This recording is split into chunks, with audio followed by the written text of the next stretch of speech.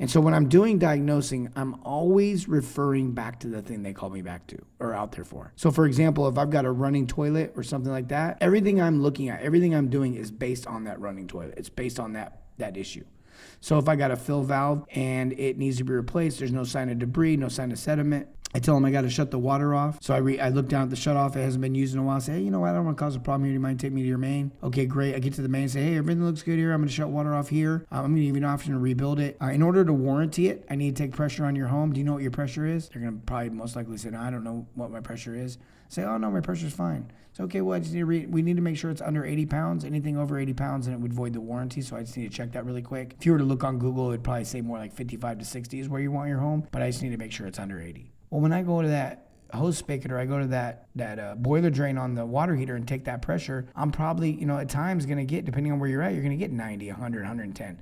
And in those cases, the customer doesn't need to be sold anything. They've been shown. And I only took the pressure so that I could warranty the toilet. So I'm still dealing with the toilet. So now I might go, yeah, your pressure's over 90, maybe it's 100. Say, well, what we need to do is we need to put something on this to protect that fill valve. In fact, all of your cartridges, all of your home is under that pressure. So what we'll do is we'll give you an option to just rebuild the toilet, but then we'll give you an option to put a PRV on the system. If I put a PRV on the system, I have to put an expansion tank on. Are you familiar with those? And they say no. I said, well, it's just a kind of like an upside down propane looking little tank that goes on your water heater. And all it does is when I put that PRV on, it basically creates a dam.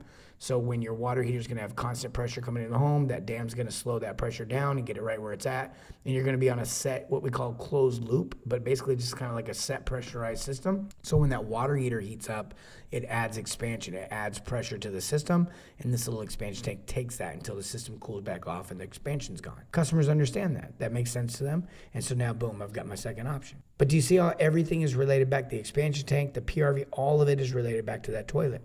If I offer additional toilets, it's because they're old and enduring the same thing. And so everything just connects back to that initial toilet.